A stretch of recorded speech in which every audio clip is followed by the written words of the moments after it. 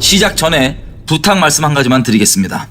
성경 아모스서에 보면 심판받기 직전이었던 이스라엘 민족에게 하나님께서는 아모스를 통하여서 정의의 회개 열매를 맺으라고 계속해서 촉구하셨습니다. 아모스서 7장 10절에 보면 제사장 아마샤는 어떻게 해서든 이스라엘 민족을 심판하는 것이 아니라 살려주려고 하셨던 하나님의 그 자비의 음성을 알아듣지 못하고 그저 왕권과 정권 탈환을 위한 정치적인 의견에 불과한 것으로 치부했습니다. 다시 말해서 제사장이지만 하나님의 절규의 생명의 말씀을 그저 정치 의견 중에 하나로 치부하고 듣지 못했던 것입니다. 그리하여서 이스라엘은 하나님의 자비의 초청에도 불구하고 이 하나님의 말씀을 들었음에도 불구하고 그저 정치의 의견 중 하나로 치부함으로써 결국 심판을 피할 수 없었던 것입니다. 이 불상사가 이것을 듣는 여러분에게는 일어나지 않기를 간절히 바랄 뿐입니다. 지금 이 한반도는 우리 민족교회의 배도, 즉 예수 외에도 구원이 있다고 하는 WCC와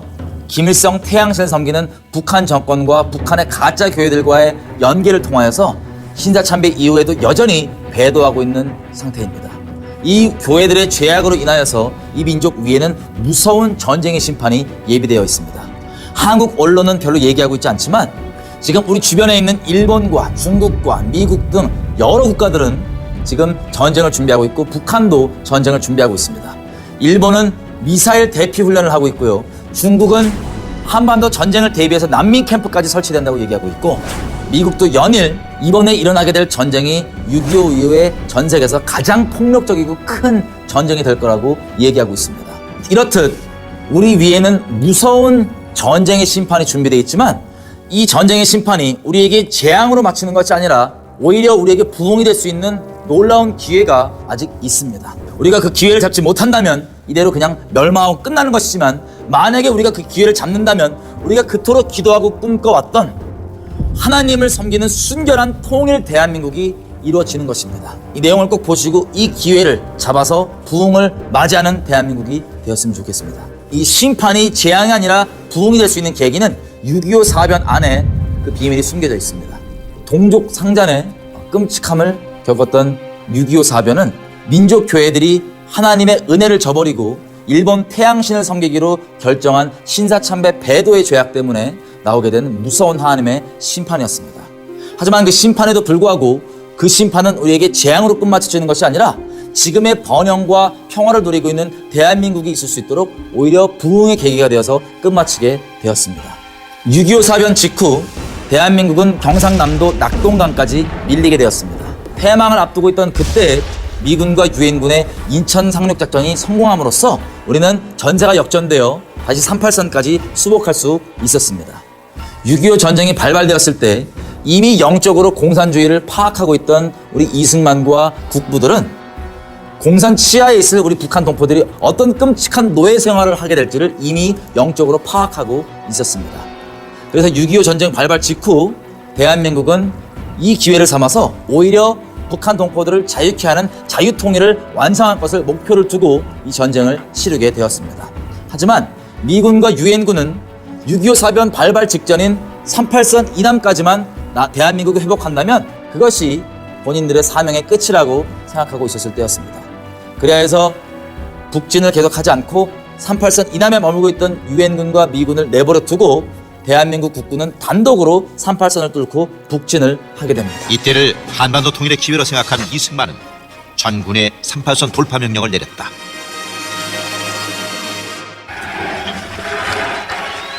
(10월 1일) 국군 3사단이 가장 먼저 38선을 넘었다. (10월 20일) 마침내 유엔군과 국군은 대동강 출교를 넘었고 같은 날 평양에 입성했다.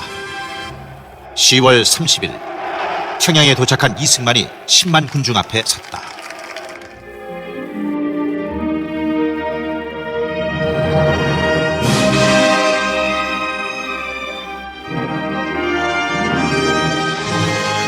통일이 바로 눈앞에 온 듯했다.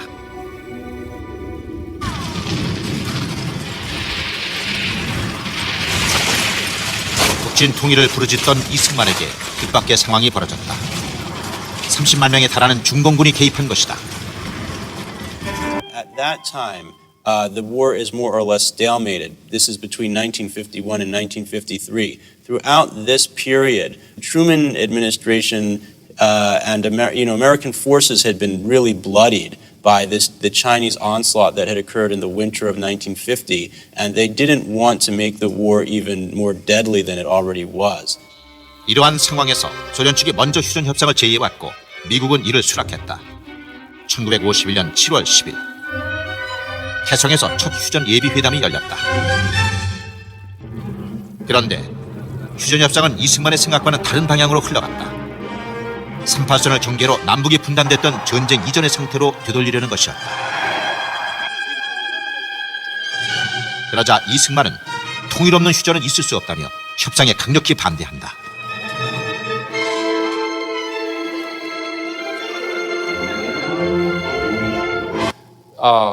To Rhee, unification was everything.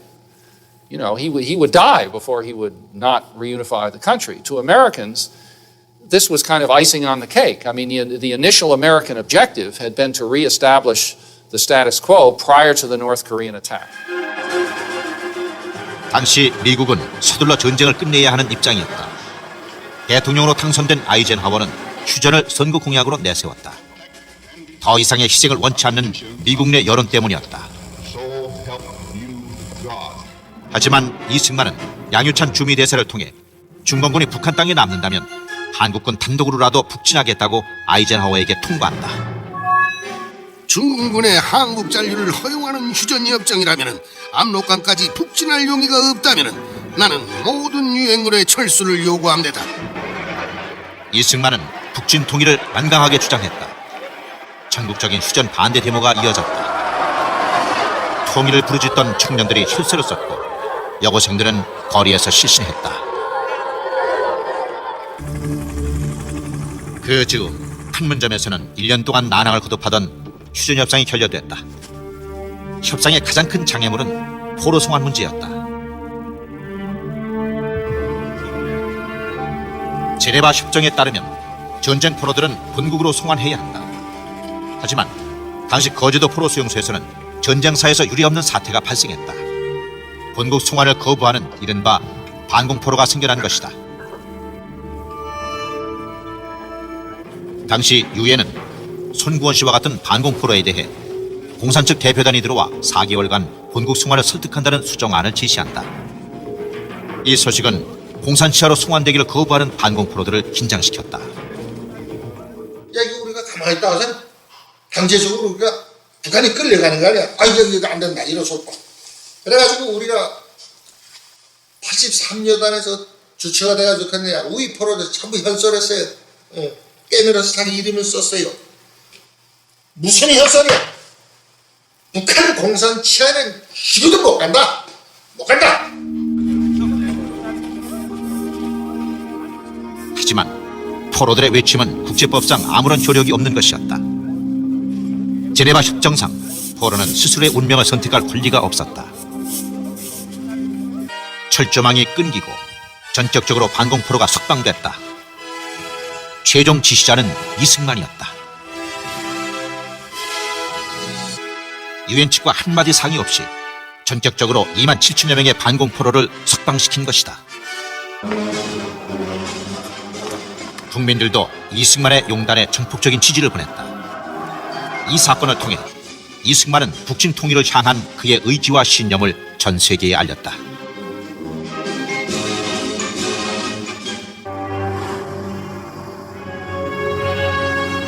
아이젠하워는 즉각 로버트슨 특사를 파견해 이승만을 설득했다.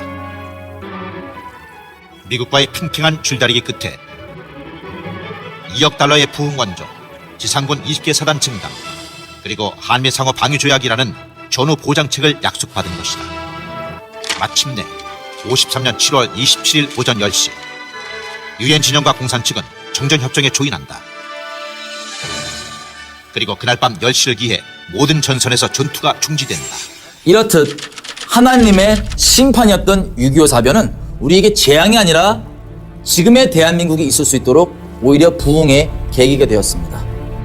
우리 민족은 지난 5,000년 역사 동안 평균 5년에 한 번꼴로 전쟁을 겪었습니다. 하지만 지금 우리가 태어나서 살고 있는 대한민국은 우리 민족 역사상 유례없는 평화와 번영을 누리고 있습니다. 어떻게 전쟁의 심판이었던 6.25 사변이 재앙으로 끝나지 않고 이와 같은 부흥의 통로가 될 수 있었던 걸까요? 물론 이것은 하나님의 은혜입니다. 하지만 이 하나님의 은혜가 가시적으로 표현된 것이 바로 한미상호방위조약과 주한미군 주둔이라고 할 수 있습니다.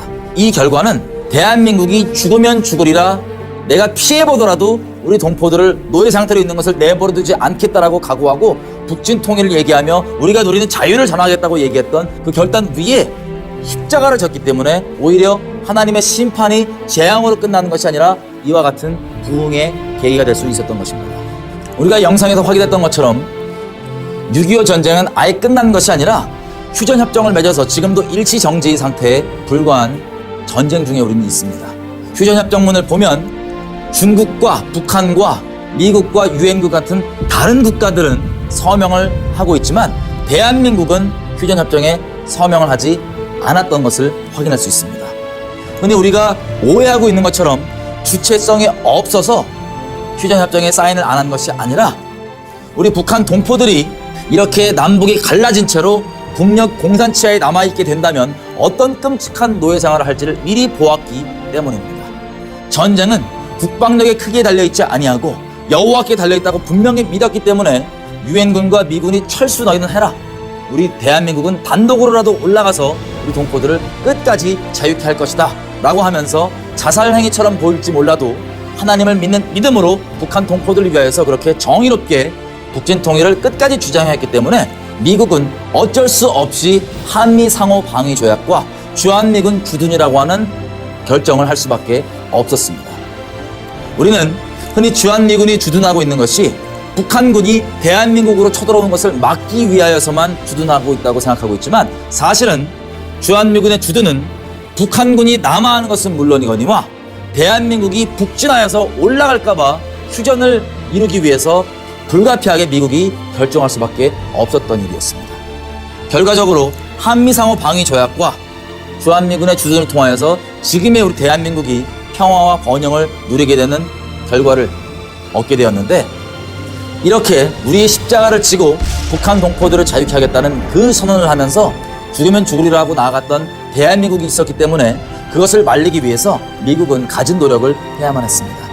미국의 아이젠하워 대통령은 부통령인 닉슨 부부를 보내서 이승만을 접견합니다. 그때 이승만 대통령은 닉슨에게 이렇게 말합니다. 미국으로부터 받은 도움에 대해서 나는 심심한 감사를 드립니다. 그러나 한편 나는 노예 상태의 북한 동포들을 해방하기 위하여 평화적인 방법으로, 그러나 필요하다면 무력을 동원해서라도 통일을 성취하는 것이 한국인의 지도자로서 나의 의무라고 생각합니다. 이처럼 대한민국은 북한 동포들을 우리의 희생에 따르더라도 자유케 하겠다는 그 일념하에 계속해서 북진 통일을 주장해 왔습니다. 이렇게 굳은 북진 통일의 의지, 즉 우리가 지금 누리는 자유를 북한 동포들도 누리게 하겠다는 이 일념 때문에 휴전협정에는 대한민국의 사인이 없는 것입니다. 휴전협정 직후에도 이승만은 이런 성명서를 발표합니다. 기어코 통일 성취, 북한 동포여 실망 말라. 당분간 공산 압제하에서 계속 고생하지 않으면 안 되게 된 우리들의 동포들에게 우리는 다음과 같이 외친다. 동포여, 희망을 버리지 마시오. 우리는 여러분을 잊지 않을 것이며 모른 채도 않을 것입니다. 한국 민족의 기본 목표, 즉 북쪽에 있는 우리의 강토와 동포를 다시 찾고 구해내자는 목표는 계속 남아있으며 결국 성취되고 말 것입니다. 이런 성명서처럼 우리가 지금 노예 상태에 있는 북한 동포들을 자유케 하는 것은 우리 민족의, 대한민국의 국가적 사명이자 목표였던 것입니다. 이 우리의 국가적 사명은 현재 헌법 3조 4조에 그대로 녹아들어져 있습니다. 대한민국 헌법 3조는 대한민국의 영토가 한반도 전체와 그 부속 도서라고 얘기하고 있습니다. 다시 말해 북녘 땅 가운데 자리 잡고 있는 북한 김씨 왕조, 저 김일성 태양신을 섬기는 적그리스도 신정체제는 불법적으로 북녘 땅을 점령하고 있고 우리 북한 동포들을 노예 삼고 있는 테러 집단에 불과하다는 것을 천명하고 있는 것입니다. 그래서 우리가 그 동포들을 자유케 하고 수복을 해야 하는데, 굳이 북한이 아니더라도 우리 지역으로 설명하자면 인천을 어떤 테러 집단이 점령한다면 우리가 그 테러 집단을 내버려 둬야 되겠습니까? 인천 시민들을 포기해야 되겠습니까? 당장 우리가 테러 집단을 와해시키고 포로되어 있는 우리 인천 시민들을 자유케 하는 것이, 다시 되찾는 것이 대한민국의 당연한 사명이겠죠. 마찬가지로 헌법 3조는 영토를 분명하게 한반도 전체가 대한민국에 속한다고 선포함으로써 국력이 아직 수복되지 않는 우리 강토와 동포들을 자유케 해야 된다고 선언하고 있는 것입니다. 어떠한 방법으로 수복하느냐? 헌법 제4조에 그 방법이 나타나 있습니다. 자유민주 질서에 입각하여 평화적으로 통일한다. 이승만 대통령이 닉슨 부통령에게 했던 발언에서 확인할 수 있는 것처럼 우리가 누리는 자유를 북한 동포들도 누리게 하는 것이 우리의 사명의 목적이고, 또한 되도록이면 평화적으로 하길 원하지만 만일 무력이 불가피하다면 무력을 동원하여서라도 자유를 누리게 하는 것이 우리의 목적이지 평화 그 자체가 목적이 아니라는 것을 알 수 있습니다. 이렇게 6.25 사변을 통하여서 확인할 수 있지만 우리는 하나님 앞에서 우리 북한 동포들에게 자유케 해주겠다는 이 선언을 한 채로 전쟁이 마쳐진 것입니다. 지금 우리는 이 자유선언을 잊고 있지만 사실 하나님은 여전히 이 자유선언을 기억하고 계십니다. 예레미야 34장에 보면 남유다는 하나님께 심판받아서 멸망당하기 바로 직전 상태에 있습니다. 바벨론이 하나님의 심판의 통로가 되어서 남유다에 쳐들어와 있는 전쟁 한복판에서 하나님께서 말씀을 주시는 것이 바로 예레미야 34장입니다. 예루살렘과 나머지 몇몇 도시를 빼놓고는 바벨론이 이미 남유다를 점령하고 함락 직전, 예레미야 애가에서나 나오는 그 남유다가 겪는 그 끔찍한 재앙의 심판을 겪기 직전 상태가 바로 그때인데, 그때 하나님께서는 남유다에게 이런 말씀을 주십니다. 너희가 내 앞에서 너희 동포들에게 자유선언하는 것을 내가 기억하고 있다. 그런데 너희가 그 자유선언하는 것을 내 앞에서 번복하여 너희 동포들을 노예 삼기로 결정했기 때문에 나도 칼과 기근과 전염병들에게 너희를 마음껏 죽여버릴 수 있는 자유를 선언하여서 너희를 죽이고 열방에 흩어버릴 것이다 라는 무서운 선언이 예레미야 34장에 담겨 있습니다. 이것은 하나님께서 그 심판 직전, 함락 직전에 놓여있던 남유다가 제발 이것이라도 돌이켜서 회개의 열매를 맺어 생명을 건지라고 하는 하나님의 자비의 절규였던 것입니다. 하지만 남유다는 이 기회를 잡지 못하고 완전히 함락되어서 포로로 끌려가고 나라가 사라지게 됩니다. 이 내용이 사실 전쟁을 앞두고 있는 이 대한민국에게는 어떻게 적용되어 있습니까? 우리만 기억을 못할 뿐이지 하나님 앞에서 우리는 이미 자유선언을 하였습니다. 하나님은 여전히 기억하고 계십니다. 우리는 문자 그대로 먹고 사는 게 문제였어서 우리 하나님께 기도하고 먹고 살게 해달라고 부르짖었습니다. 하나님께서는 감사하게도 우리의 기도를 저버리지 아니하시고 응답해 주셔서 세상 사람들도 기적이라고 얘기하는 한강의 기적을 통하여서 은혜를 베풀어 주셨지만, 먹고 사는 것 자체가 우리의 목적이 아니라 북한 동포들에게 선언했던 자유를 성취하기 위하여서 이 먹고 사는 것도 필요했던 것에 불과했던 것입니다. 성경은 묵시를 잃어버리면 백성이 방자에 행한다. 다시 말해 비전과 사명을 잃어버리면 백성들이 방황한다고 되어 있는데, 바로 지금 대한민국이 이렇게 방황하는 이유도 우리의 사명인 자유 언약을 잊어버렸기 때문에 이렇게 방황하는 것입니다. 우리가 하나님 앞에서 정말 회개한다면, 돌이킨다면 우리가 못 보고 있는 이 눈꺼풀이 벗겨지게 될 것입니다. 유엔을 비롯한 전 세계 사람들은 이 노예 상태에 있는 북한 동포들을 보고 경악을 하고 있습니다. 유엔만 하더라도 2016년까지 공식적으로 12년째 북한 인권 결의를 하면서 어떻게 하든 저 북한 인권의 가해자인 김정은을 형사재판소에 넘겨서 처벌하는 것이 정의로운 것이 아니겠느냐라고 얘기하고 있고, 유엔 북한 인권위원장이었던 마이클 커비는 말하기를 이 분명한 조사된 증거들을 통하여서 전 세계에 사는 그 누구도 더 이상 북한에 일어나는 그 끔찍한 인권 상황을 몰랐다고 주장할 수 없다라고 얘기합니다. 전 세계들은 다 알고 있는데 지금 대한민국만 똑바로 바라보지 못하고 있는 이유는 우리가 하나님을 배도하고 미혹 가운데 하나님께서 내버려 두고 있기 때문에 북한 상황을 똑바로 보지 못하고 있는 것입니다. 만약에 우리가 정말 하나님 앞에서 회개한다면 우리에게서 미혹이 거두어지고 이 북한 상황을 똑바로 보게 될 것입니다. 즉 회개의 열매로서 대한민국이 맺게 되는 것은 바로 노예 상태에 있는 북한 동포들에게 예전에 선언했던 자유선언을 이제라도 우리가 성취하는 것입니다. 우리 이승만을 비롯한 건국의 아비들이 지금 우리가 보는 저 끔찍한 북한 인권 상황들을 미리 보고 그렇게 휴전에 사인하지 않을 정도로 죽으면 죽겠다는 정도로 나섰던 이유가 바로 여기 있는 것입니다. 그러나 우리는 이 끔찍한 북한 동포들의 노예된 상황을 현재 진행형으로 보고 있음에도 불구하고 이것을 똑바로 바라보지 못하고 있습니다. 게다가 오히려 하나님 앞에 우리가 북한 동포들을 자유케 하겠다고 선언했던 것을 오히려 번복하고 있는 상황입니다. 2000년대 초반부터 우리 대한민국이 북한 태양신 적그리스 정권과 맺었던 잘못된 언약, 6.15 선언, 14선언과 같은 잘못된 언약은 하나님 앞에서 우리가 북한 동포들에게 자유를 선언했던 것을 번복하는 끔찍한 죄악이 되고 있습니다. 몇 가지 예를 들면 예전에 22명의 새 가족이 보트를 타고 대한민국으로 온 적이 있습니다.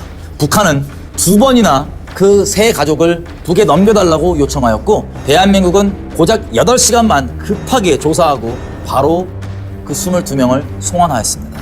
그 22명이 북한에 가서 처형당했다는 소식이 하다합니다. 통일원 차관이었던 김서구 씨는 얘기하기를 그 사건 당시 정부는 남북 관계의 경색을 우려해 주민들의 자유의사를 묻지 않고 송환했다는 의혹이 있다고 얘기하고 또 정부가 주민들의 의사만을 존중해 판단하면 북한이 불편한 심기를 나타낼 수도 있다고 얘기합니다. 또한 생명을 걸고 자유를 찾아 탈북했던 북한 동포들이 베트남이나 중국에 있는 우리 공간에 들어갔을 때 우리가 그들을 거절하여서 내쫓은 사례도 있습니다. 다시 말해 북한 저 불법 집단과의 평화를 유지하기 위해서 우리 북한 동포들이 끔찍하게 죽어나가는 상황들을 못 본 척 해왔던 것입니다. 이것이 바로 우리가 하나님 앞에 자유선언하는 것을 번복하여 하나님 앞에 큰 죄악이 되고 하나님께 심판의 원인이 되고 있는 우리 사회의 열매인 것입니다. 성경은 우리에게 말하기를 개인적 차원에서 하나님이 아닌 다른 우상을 섬기는 것을 회개하라고 얘기합니다. 우리가 정말 우상을 버렸다면 사회적인 입장에서 우리는 이웃 사이에 정의를 행하는 열매를 맺는다고 얘기합니다. 어려움 가운데 처해 있는 이웃들을 돌보고 또 환난 가운데 있는 우리 동포들을 모른 채 하지 아니하고 정의를 강같이 정의를 하수같이 흘리는 것이 개인 차원을 넘어선 사회적으로 맺게 되는 회개의 열매라고 얘기하십니다. 이것이 우리에겐 어려워 보이지만 사실 어려운 이야기가 아닙니다. 하나님의 계명은 하나님을 마음을 다하고 뜻을 다하고 힘을 다해서 사랑하고 내 몸을 사랑하듯이 이웃을 사랑하는 것이 하나님께 우리가 드려야 될 유일한 계명이라고 얘기합니다. 우리가 정말 회개하여서 하나님을 순결히 사랑한다면 우리가 우리 이웃을 정의롭게 사랑한다는 뜻입니다. 아주 쉬운 예를 들어보면 우리가 밤 늦은 길에 집에 돌아가다가 골목길에서 전봇대 밑에 깡패들이 웬 여성을 둘러싸고 해치고 해코지 하는 것을 여러분이 목격했다고 생각해 보십시오. 여러분 그 상황을 못 본 척하고 그냥 가는 것이 정의로운 것입니까? 아니면 우리의 능력에 되는 대로 신고를 하든지 소리를 치든지 힘이 되면 저를 직접 막든지 어떻게 하든 그 여성분을 도와주는 것이 정의로운 것입니다. 당연히 어떻게 하든 돕는 것이 정의로운 것입니다. 하지만 막상 그러기에는 쉽지 않습니다. 왜냐하면 괜히 우리가 거기 끼어들고 나섰다가 피해보거나 어려움을 겪지 않을까 하는 그 두려움 때문에 이것이 정의인 줄은 알지만 실행하는 것은 어려운 것입니다.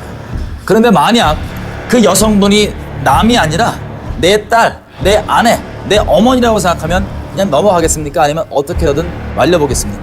성경은 너의 몸을 사랑한 것처럼 이웃을 정의롭게 사랑하는 것이 바로 여기에서 나오는 것입니다. 남으로 여기면 사랑할 수 없습니다. 그리고 내가 피해가 있더라도 내 십자가를 지고 저들을 돕겠다, 저들을 위하겠다라고 하면 그게 바로 자기 부인하는 십자가 사랑인 것입니다. 다시 말해 이웃을 정의롭게 사랑하는 것은 우리가 십자가 지지 않고는 자기 부인하지 않고는 나올 수 없는 사랑의 열매인 것입니다. 그래서 우리가 정말 하나님 앞에 우상을 버리고 배도를 버리고 회개한다면 대한민국이 맺을 회개의 열매는 바로 노예 상태에 있는 북한 동포들을 자유케 하는 것입니다. 여지껏은 저 북한 동포들을 위해서 목소리를 내고 저들을 위해서 대변하는 것이 여러 협박 가운데 눌림받아 왔습니다. 북한 동포들을 위해서 목소리 꺼낼 때마다 너 전쟁하고 싶냐? 전쟁 광이냐? 그러다 평화 깨진다. 혹은 통일을 하게 되면 경제가 망가진다라고 하는 그 협박을 들어보였을 겁니다.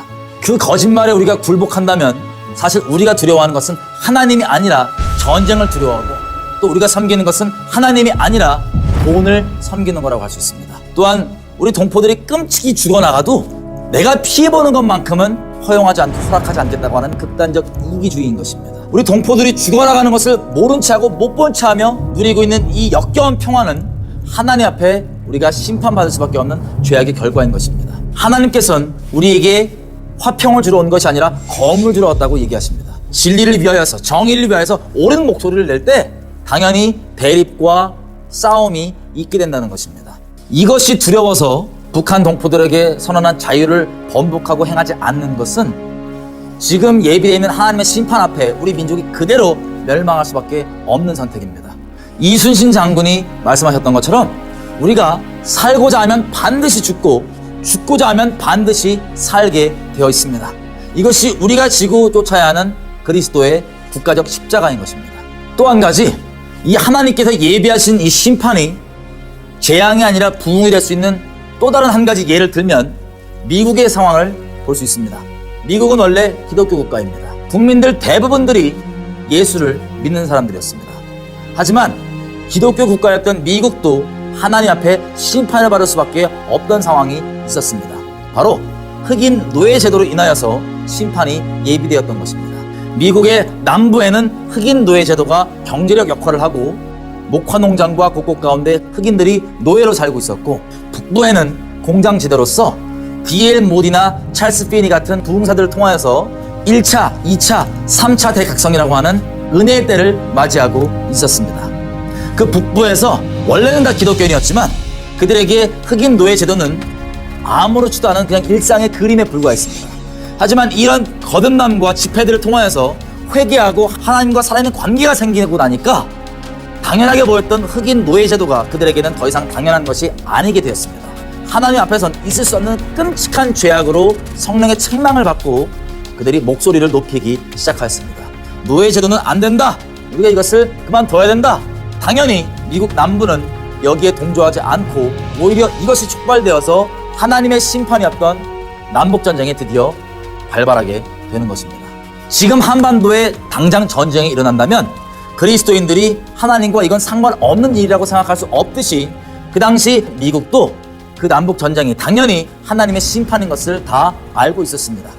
그런데 조금 더 자세히 보자면 북부에서 거듭나게 됐던 그리스도인들의 흑인 노예분들을 위한 정의의 목소리를 높이다 보니까 이것이 분쟁의 큰 맹점이 되어 결국에는 링컨을 필두로 남북 전쟁이 벌어지게 되는 것이었습니다. 영광의 깃발이라고 하는 영화가 있습니다.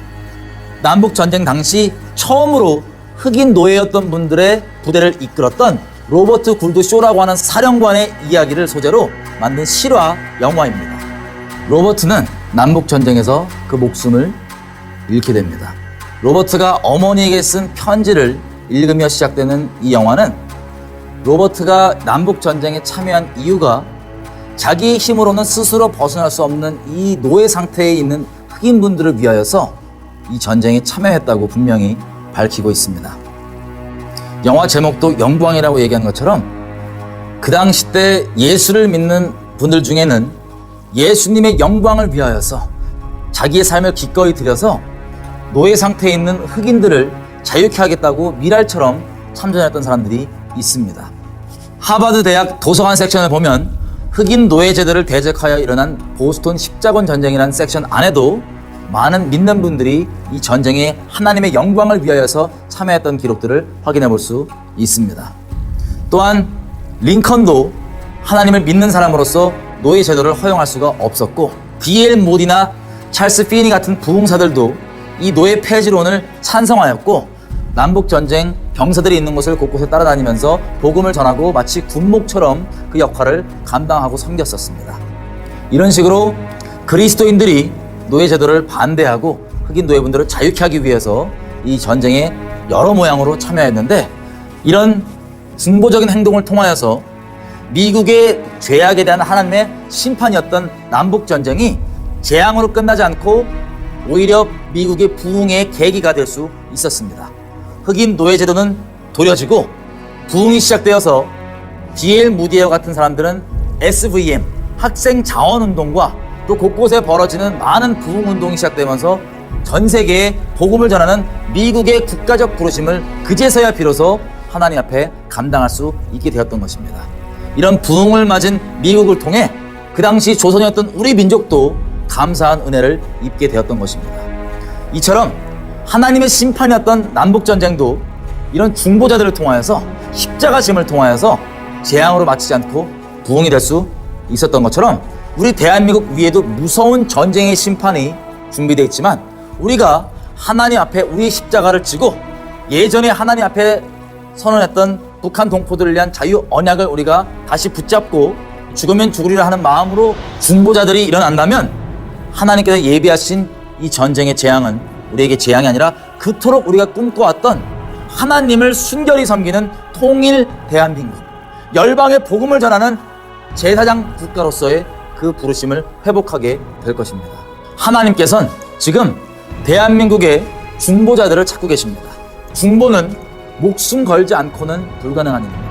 바울이나 모세가 자기가 그리스도께 끊긴 바 된다 할지라도 내 동족들이 구원을 받게 되는 것을 내가 원한다고 얘기했던 이 고백은 사람이 할 수 있는 고백이 아니라 중보자이신 그리스도께 사로잡혀야지만 나올 수 있는 그런 고백입니다. 성경은 이 중보가 한 편만을 위하는 것이 아니라고 얘기합니다.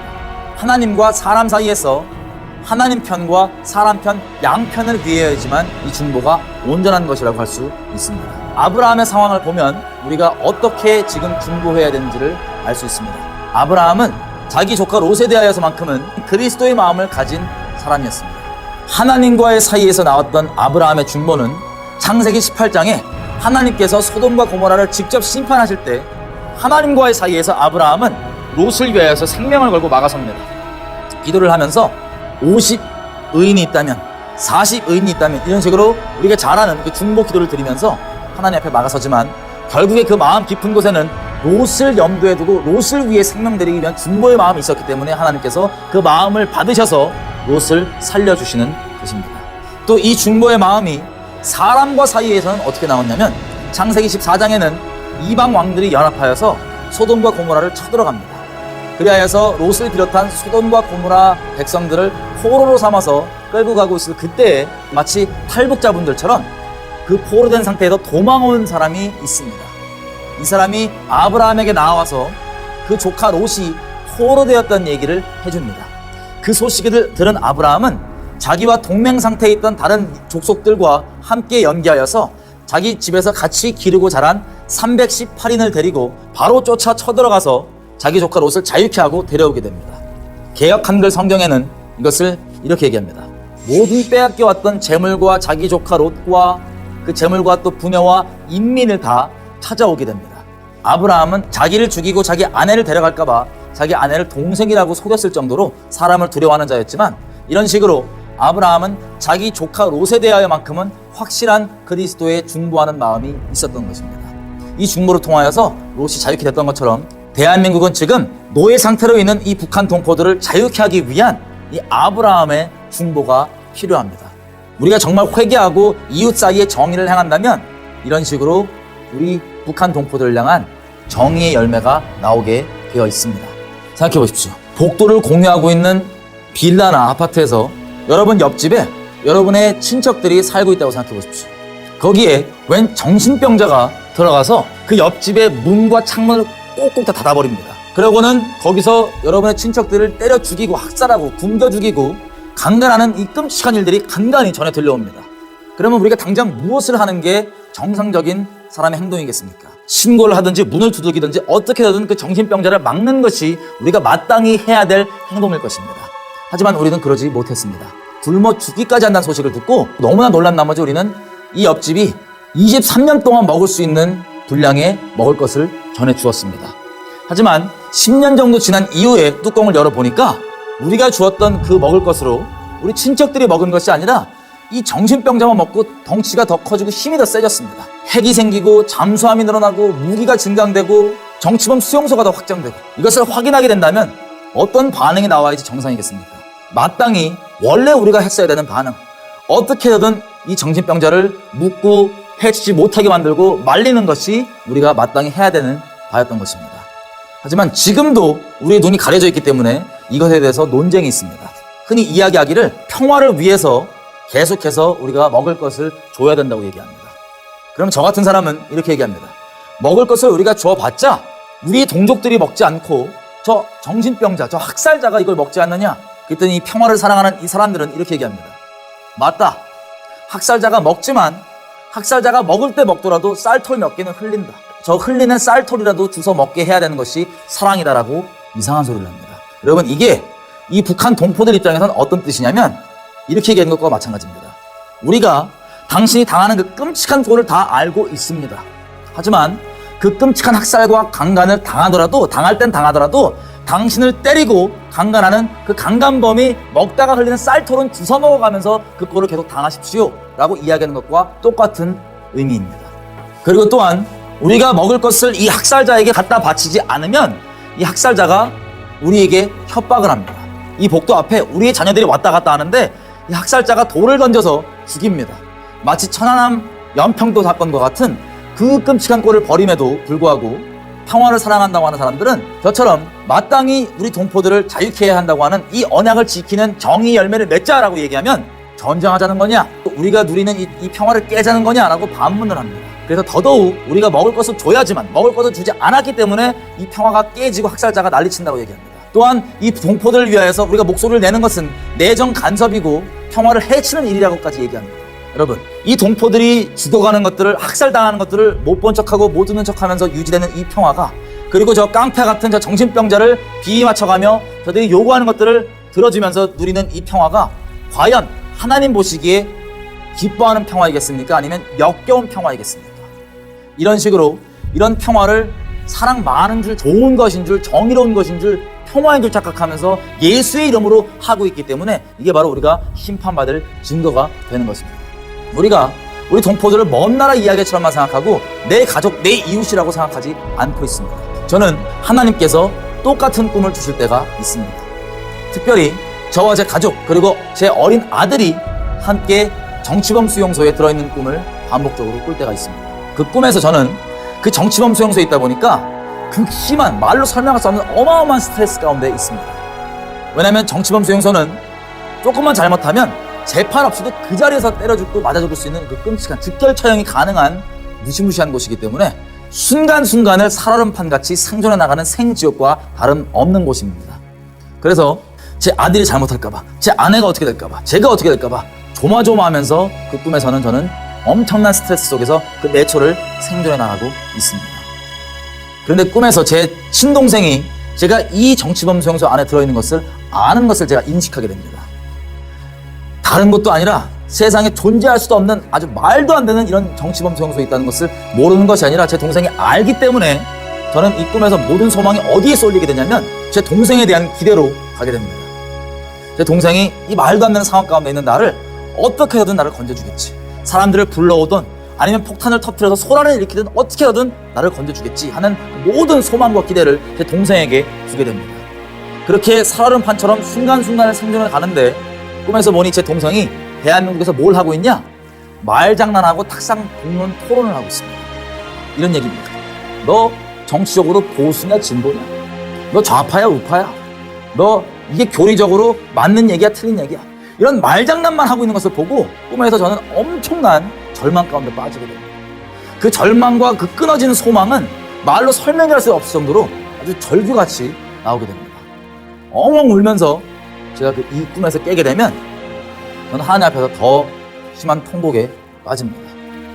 왜냐?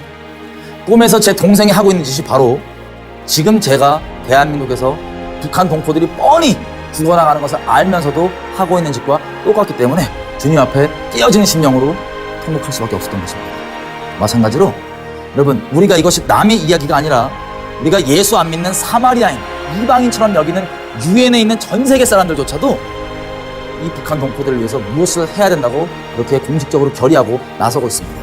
하지만 천만의 기독교인이 있다고 하는 지금 대한민국 우리는 무엇을 하고 있습니까? 역사상 이처럼 수치스럽고 이처럼 부끄러운 역사를 더 이상 써가면 안 됩니다.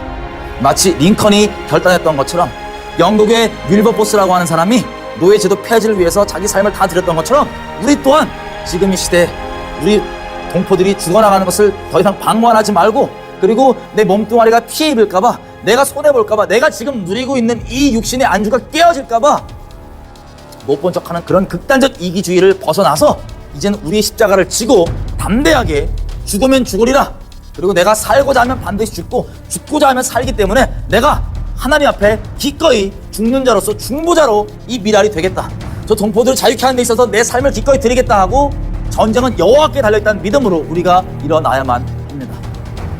계속해서 지금 상황에서는 열국이 한반도의 전쟁을 준비할 때 어떻게든 우리가 살고자 하고 어떻게든 목숨을 연명하고자 하는 이 고민 가운데 있으면 우리는 반드시 큰 재앙을 피할 수 없고 멸망당할 수밖에 없게 됩니다. 하지만 이때 우리가 마치 6.25 때 하나님의 심판이었지만 북진 통일을 외치고 북한 동포들 자유를 위해서 그렇게 기꺼이 십자가 지고 나섰던 것처럼, 마치 미국의 남북전쟁 때 사람들이 하나님의 심판이었던 남북전쟁에 흑인 노예분들을 자유케 하기 위해서 기꺼이 삶을 드리고 나갔던 그 중보가 있었던 것처럼, 그 터 위에 하나님의 심판이 오히려 부흥이 됐던 것처럼, 지금 우리가 이렇게 하나님 앞에 우리의 십자가를 지고 북한 동포들에게 자유 선언하는 것을 다시 붙잡고 나아간다면 우리에게 예비되어 있는 이 재앙의 심판은 재앙으로 끝나지 않고 우리에게 부흥이 될 것입니다. 반드시 우리가 주체가 되어서 마치 포로된 자기 조카 롯을 구하러 갔던 아브라함처럼 자기와 동맹 가운데 있던 이 족속들에게 내가 구도가 돼서 내 조카를 자유케 하기 위해 기꺼이 십자가 지고 쳐들어갈 테니 동맹인 족속들이여 나를 도와주십시오라고 우리가 주체가 되어서 나아갈 때만이 이 민족 가운데 예비된 심판이 부흥이 될 수 있습니다. 물론 피해가 아예 없다는 것이 아닙니다. 많은 피해가 있겠지만 더 이상 우리가 우리 몸통 아래 살겠다고 이 전 세계가 경악하는 끔찍한 북한의 인권 상황들을 내버려 두면 어마어마한 재앙 가운데 우리 모두가 멸망할 것이지만, 여러분이 회개하고 그리스도의 마음을 가지고 담대하게 하나님께 이 상황들을 의탁드리고 우리의 십자가를 지고 나아간다면 반드시 이 민족은 부흥을 맛보게 될 것입니다. 마치 예전 신사참배를 교회들이 공식적으로 결정할 때 개개인 차원에서는 많은 분들이 동의하지 않았지만 하나님 앞에서 그 공식적 결정이 상달되어서 무시무시한 심판을 우리가 겪었던 것처럼, 대한민국의 대다수가 동의하지 않는다 할지라도 대한민국 정부가 공식적 차원에서 우리가 북한 동포들을 자유케 하기 위해서 이 전쟁을 치르겠다, 북진을 마저 완수하겠다, 미국이여 일본이여 동맹국들이여 도와주십시오라고 하는 이 마음으로 공식적인 대한민국 결정이 있다면 우리에게 하나님께서 이 결정을 의롭게 받아주시고 우리를 멸망이 아니라 부흥을 주시는, 진노 중에라도 긍휼을 잊지 않아 주시는 놀라운 역사가 우리 가운데 기다리고 있습니다. 이것을 위해 기도해 주시고 회개하시고 대한민국이 의로운 열매를 맺어 멸망당하지 않고 계속해서 이어질 수 있도록 기도해 주십시오. 그래서 대한민국이 공식적으로 결정할 수 있도록 우리가 할 수 있는 모든 방법을 다 동원해 주십시오. 여러분이 그렇게 힘써 주시길 바랍니다. 그럼 대한민국이 공식적인 결정을 하면 됩니다. 지금 지도자들과 이 결정을 할 수 있는 공석에 있는 분들이 이것을 결심할 수 있도록 힘써 주십시오.